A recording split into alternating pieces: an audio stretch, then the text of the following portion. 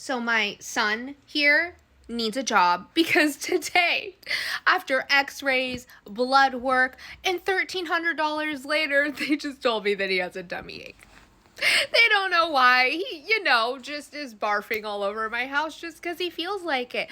He doesn't have very many talents. His resume isn't very good. Like, he wouldn't be a very good, like, sniffer dog or, like, a seeing eye dog. Like, none of that. So, yeah, if anybody just has any, like, basic, just being precious type jobs, he's available because he's in debt to me now.